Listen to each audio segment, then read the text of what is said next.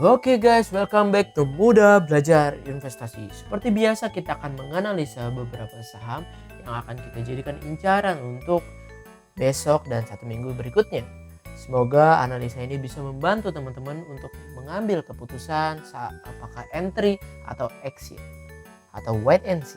Jadi teman-teman simak video ini sampai selesai. Hopefully ini sangat worth untuk didengarkan dan bisa membantu teman-teman.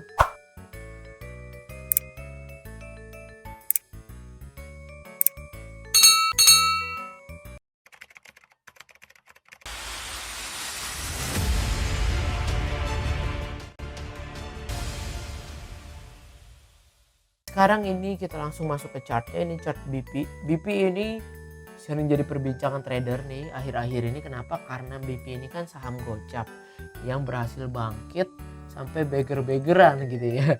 Sampai dia naik dari Maret ke sekarang ini per tanggal 27 Juli dia udah naik sampai 237% gitu ya. Enggak, kalau dari 50 nih, dari 50 iya udah 288% dalam 133 hari. Jadi BP ini banyak banget orang yang nanya, gue masih boleh beli belum nih? Apa belum gitu ya? Apakah gue masih bisa dapat kesempatan untuk raup cuan dari BP ya? Jawabannya kita coba analisa. Ya, coba kita lihat BP. Sebetulnya BP ini sedang membuat wave. Kita lihat di sini ada channel line ya. Kita bikin channel line. Ya, kita tarik channel line. Nah, channel line ya si BP. Oke ya. Terus kalau misalnya kita lihat pakai teori Elliott wave, kita bisa lihat ini wave 1 gitu ya, 2, 3, 4 dan kelima ya. Kelimanya di sini. Sorry, di area ini ya. Sorry, salah. Nah, ini kelima teori Elliott wave-nya gitu ya. Sebetulnya BP ini udah mencapai wave kelimanya yang harusnya sekarang BP ini harusnya waktunya koreksi gitu. Jadi teman-teman kalau misalkan dari teori Elliott wave ini dikatakan ya jangan entry dulu. Coba sekarang kita pakai teori Fibonacci. Kita hapus dulu, kita pakai teori Fibonacci. Kita lihat dari bottom yang ini, kita tarik ke yang ini ya poinnya. Kita tarik set. Nah, kalau misalkan dilihat dari teori Fibonacci, BP ini sudah mencapai di area 1,618 di mana ini golden ratio. Di saat saham terkena ini biasanya umumnya koreksi, atau dia kalau mau breakout ya dia melanjutkan kenaikannya dengan volume yang gede menuju ke golden ratio berikutnya 2,618. Kalau dari sini kita lihat, tapi candlenya si BP ini candle jarum mulu, shooting star, hampir shooting star jarum gitu ya. Maksudnya waktu kenaikan dilawan sama seller, kenaikan dilawan sama seller. Kayak dia nggak bisa ngelewatin 200 ini, nggak bisa ngelewatin golden ratio ini, selalu closing di bawah ini. So artinya tanda-tanda bahwa si BP ini kemungkinan akan koreksi gitu ya. Koreksinya mungkin ke arah mana? Kalau misalkan BP ini emang sangat uptrend, maka dia akan koreksi ke trend lainnya, lalu dia akan berusaha ngedobrak 200 ini, harga 200 ini golden ratio dengan close di atasnya, terus dia ini dan dia lanjutkan kenaikannya kalau bisa dilihat ya, kalau dia emang sangat uptrend bisa ke sini, dia membentuk wave baru lagi ya, wave 1, 2, 3, 4, 5 seperti itu. So kalau misalkan sekarang ini ya kita wait and see dulu untuk BP, apakah dia dikasih koreksi ke sini lalu dia rebound dengan volume yang gede dan berhasil berkini, maka potensi untuk kita entry. Kalau misalkan untuk sekarang wait and see dulu saja untuk BP. Dan sekarang kita lihat juga dari MACD-nya ini udah overbought banget nih, udah di atas banget. Kemungkinan besar memang harusnya koreksi dulu dan stokastik juga mengatakan demikian.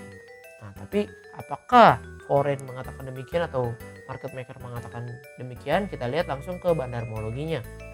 Kita lihat BP. Oke, BP di tanggal 27 ini justru malah akum. Justru dia malah masih akum gitu ya. Kalau misalnya kita lihat dari tanggal candle di sini 25 Juli, coba kita lihat. BP masih akum. Yang megang ini II di harga 169. Di harga 191. Yang dimana BP hari ini 195. So kita lihat kalau misalkan emang dia berhasil turun di sini sampai ke sini gitu ya, di area 190 ke bawah, ya boleh juga kalau misalkan kita entry.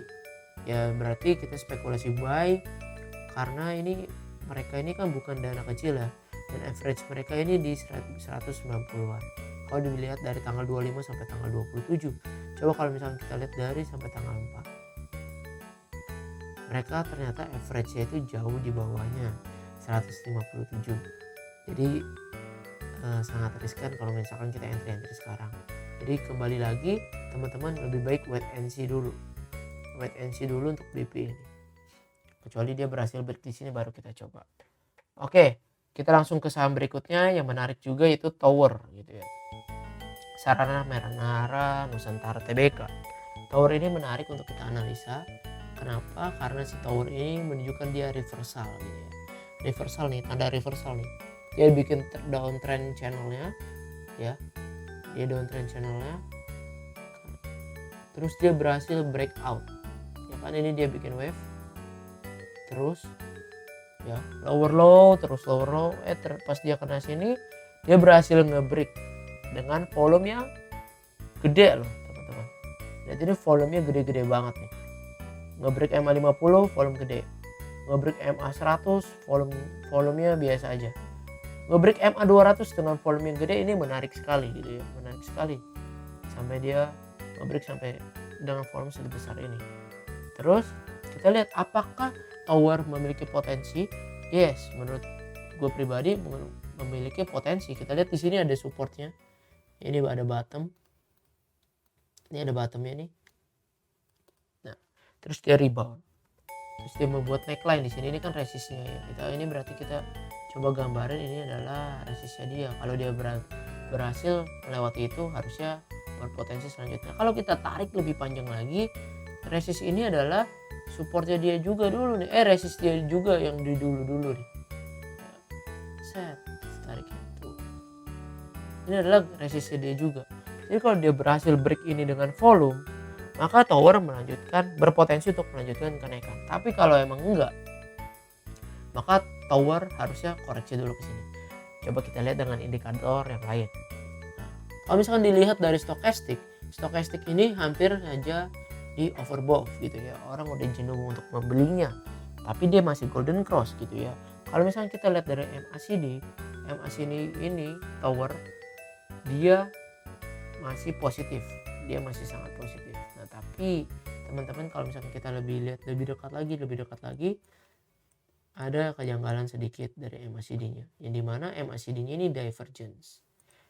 Lihat ya, ini dari sini dia naik, tapi MACD-nya di sini dia malah turun. Ini ada divergence. Yang kemungkinan divergence ini memungkinkan untuk harga saham ini akan close ke candle low berikutnya gitu ya, antara di 1165 atau emang dia bisa ke area support ini. So teman-teman, kalau misalkan emang Tower dikasih koreksi sampai ke 1140, menurut gue itu it's worth to buy gitu ya. Potensinya ya dia ke sini lah. Ya kita scalping sampai ke sini lah. Sampai ke divergence-nya dia gitu di 1200. Nah, mungkin dia bisa jadi dia turun dulu ke sini, terus dia buat lagi, dia mau bikin cup and handle. Jadi dia mau buat cup and handle. Coba kita gambarkan cup and handle-nya gitu ya. Ya oke, gue pakai PV aja lah. Ini ya, dia koreksi ke sini, kita buy kan. Sideways dikit, terus dia naik lagi, baru dia. Nah, kalau seperti ini kan lebih strong sih harusnya dia lebih strong. Kita lihat opsi kenaikannya sampai ke neckline, potensi kenaikannya ya segini, ke 1260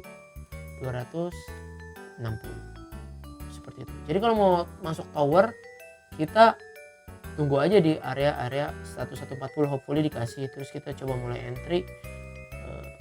Kalau scalping aja bisa potensi 5% lah. Stop lossnya kalau dia stop loss 2% juga boleh. Nah di area sini 2% kalau emang pas dapat 1140. Nah jadi seperti itu. Kalau misalkan udah sampai sini, silakan dijual setengah dulu, kita lihat apakah besoknya kelanjutan naik.